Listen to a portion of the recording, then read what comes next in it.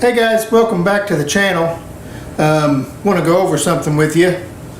The friends from TOCOPOWER sent this out to me. It is a 100 amp hour, 1280 watt hour lithium iron phosphate battery, and we're going to put it through some tests and check it out and see how good it is.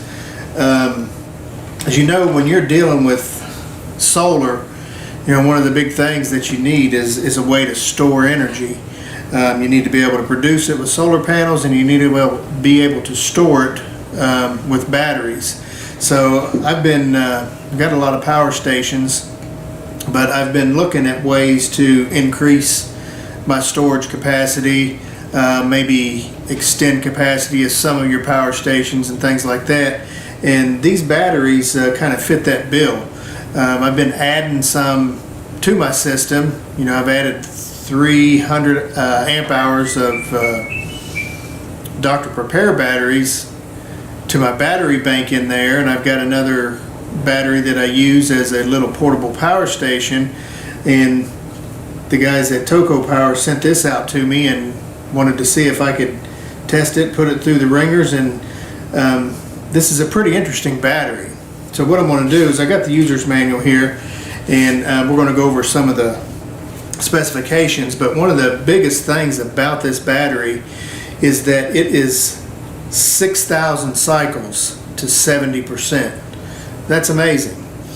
And the other thing that they claim on their website is that these are grade A prismatic cells, and we're going to put that to the test because we're going to do a complete discharge of this battery and see if it can maintain what it says it has, which is, you know, 100 amp hours at 1280 watt hours. Grade A cells actually shouldn't have any problem meeting that. So we're going to go over that too. So let's take a look at the user's manual here and just kind of go over some of the specifications. You know, it does have an operational voltage of 12.8 to 13.2, and the big thing here is it's a maximum continuous charge current is 50 amps. So you can charge this at 50 amps. You can discharge it at 100. So you can go, basically, if you take 100 amp hours, it will last 1 hour, but you can discharge it at 100 amps. It does have a BMS in it. The discharge cutoff voltage is 10 volts.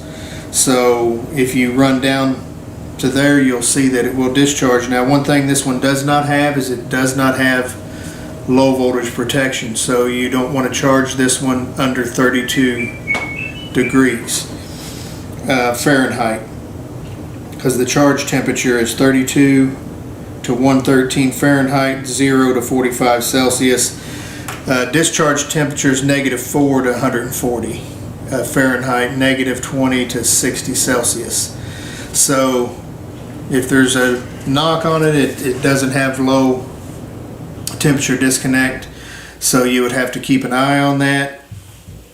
There's other ways to cut your charge off, but we won't get into all that. But other than that, it has all the other, you know, it has cell overcharge protection, cell over discharge, over current, short circuit, and it does have high temperature protection. So it basically has everything that you need except for that low temperature cutoff.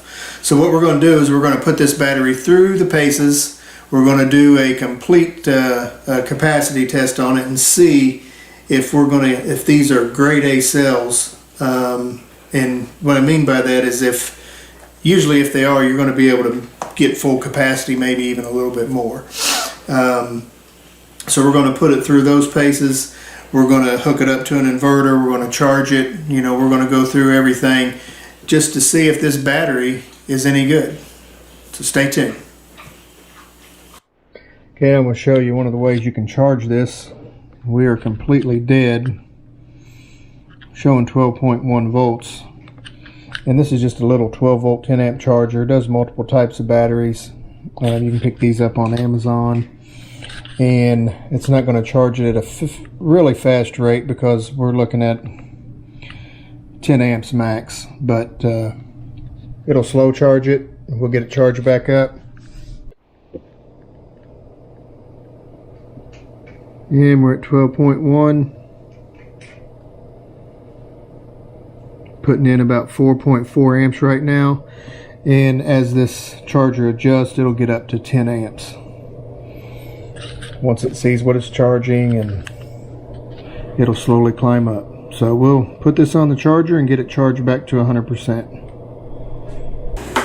Okay guys, I'm going to show you how you can charge this way with charge this battery with solar very easily. And what I did is I basically just have a hot wire hooked up to the red, ground wire hooked up to the black post. I did an Anderson connector, and I just have some a charge controller here, and I have an Anderson hooked to it, so I can literally just plug that in, and you can see now it's reading 13.4 volts. That's the battery. And then if I want to hook the solar panels up, I just plug this in, red to red, black to black. I've got MC4s on it. And this right here is my 300 watts, or excuse me, 400 watts of solar that I have up on the roof. So I just plug that in, have a disconnect with the fuse, or your breaker basically. We turn that on, and we should start seeing, there we go, the green PV light came on and we are charging. Okay, I wanted to show you the app on this, so we know what's going into the battery. So we got 43.6 volts. I dipped down to a little bit, but there we got 158 watts going in, and we're getting a current of 15 amps. So easy way to charge this. Again, just to show you again, just have it hooked up to positive negative going into the charge controller, and I have this going to the panels that I have on the roof. So we're getting about it's going to fluctuate obviously with the sun, but there you have it. We can charge this thing very easily with solar. Okay, here's another way you can charge it. I got 200 watts hooked to it through the charge controller there,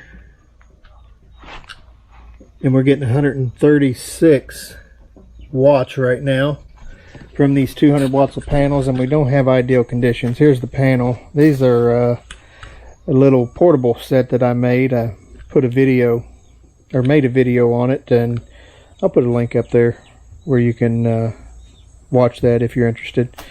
But that's 200 watts hooked in parallel, and we're getting 144 watts into the TOCOPOWER, 10 amps, charging at 13.7, and you can see the voltage coming in is at 17.6 because we do have them in parallel. Our amps are doubled, which these are 5+ amp panels, so we're getting about 10 amps.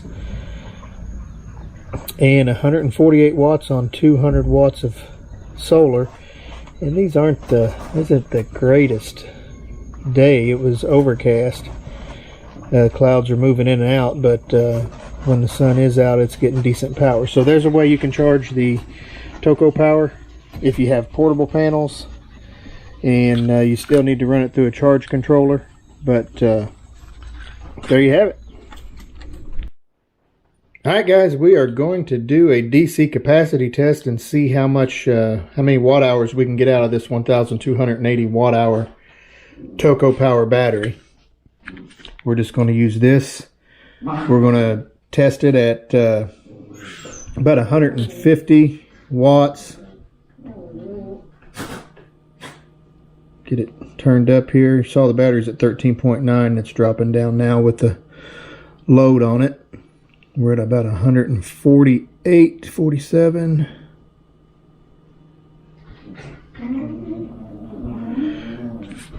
All right, we're going to run at 150 watts, and we'll see how much we get out of it. Okay guys, just wanted to check in. We have reached over the halfway point, 58.43 amp hours, 747 watt hours, and we've been going for over 5 hours, and our voltage is holding at 12.7. So we will check back in when it ends. Alright guys, we want to check in. This test is still going. We've hit 102.14 amp hours, 1294.83 on the watt hours.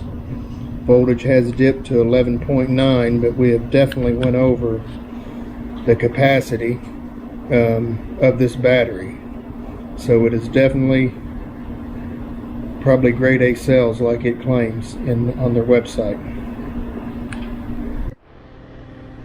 Alright guys, we are going to call this test. This thing, as you can see, is still going with 11.5 volts. We're pulling 11.7 amps, 135 watts. We reached 104 amp hours. The test has been running for over 9 hours, and we're at 1,317 plus watt hours. So I'm going to stop it here, knowing that we've reached full capacity and beyond. So I'm going to take their word that these are grade A prismatic cells. I'm turning the amperage down.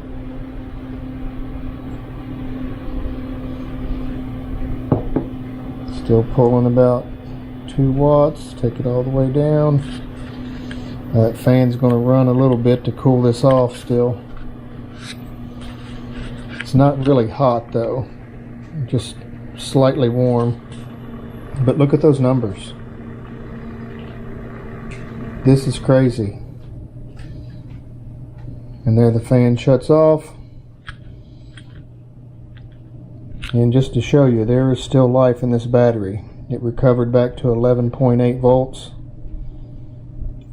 And there you see fans going again. So the battery still has some life in it, but I don't want to take it down anymore as far as the voltage range goes, because I'm going to use this battery, and I mean, you can't beat that. 104 amp hours on a 100 amp hour battery. I'll show you what I'm doing here. I just got a negative cable running down here to a shunt, and then what we're going to do is we're going to use our Lycidi DC control box from this battery. We did put a 100 amp fuse there just for safety. Probably not necessary right at the moment, but for any time you hook it up, it's good to use a fuse. Now here's our meter or gauge that's telling us right now we have 13.92 volts coming from the battery. So we're going to turn our DC control box on, and just it being on, it's at 0.8 watts, 0.05 amps. And then it's an easy way to make ports for your power box. So we just have an iPad here, and we're going to plug it in. And there you can see we're up to 12.5 watts, 0.9 amps. So what you can do with this TOCOPOWER battery is use it for DC. You can use it for AC. We can hook an inverter to it. Right now I just wanted to show you hooking this little control box to it, and we've just allowed ourselves to be able to discharge this battery through USBs and USB-Cs and cigarette lighter port if we so choose. My dog there just doesn't want to stay out. She likes the camera. So we'll plug a couple more things into here and see if we can't get a bigger draw.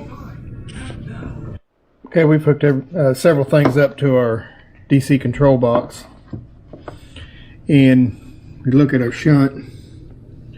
Now we're pulling 104 watts off this, about 7.9 amps, and our voltage is holding at 13.3. So this is just one of the ways you can use this battery.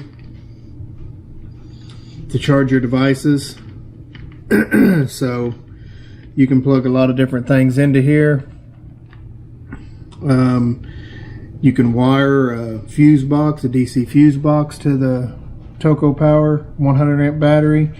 You can make a standalone little solar system with it, but just wanted to show you one of the ways that you can use this as a portable option.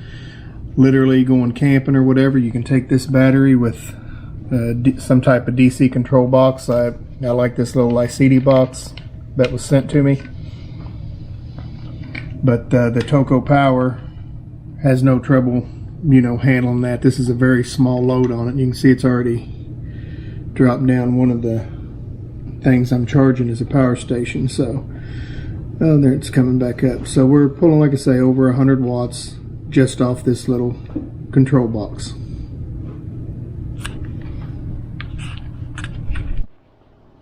So I will show you right now. I have this hooked up to an inverter, and the draw, just with the inverter being on, is about 10-11 watts, which is not great, but that's what it is. This is not an inverter I use very often, but it is a modified sine inverter. So what we're going to do is just show you that you can run an inverter off this. We do have it fused still, running it through a shunt just so we can get accurate reading. We also have a watt meter on it to show the watts. Now I'm expecting us to get briefly over 100 amps, which this should be able to handle just for the surge, but then this will probably settle into about somewhere around between 75 and 85 amps draw from this vacuum. So we're going to turn it on. It's going to be a little loud, so I might not do any talking until we turn it off, or I'll have to talk really loud. Here we go.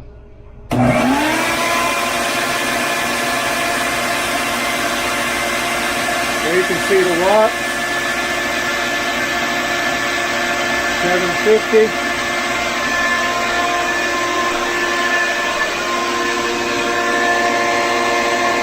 And I'm a little bit shy. We're pulling about 65 amps. 819 watts. So this battery has no trouble doing that. We're well under the 100 amp.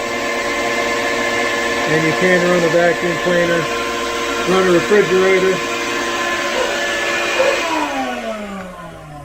Maybe turn that off so we could actually talk, but you saw it was around 65 amps, over 800 watts. This battery has no trouble pulling that. Again, we're using an older inverter. I don't really use that often, just every once in a while, because it is a modified sine. I really wasn't worried about doing it with a vacuum cleaner, but you want to have a pure sine wave inverter if you're running refrigerators and stuff like that. But just for testing purposes, just wanted to show you what this battery could do. Had no trouble running this inverter. I don't know if you noticed the power level on this inverter peaked out and then came back down. We'll just turn it on real quick one more time just to show you that.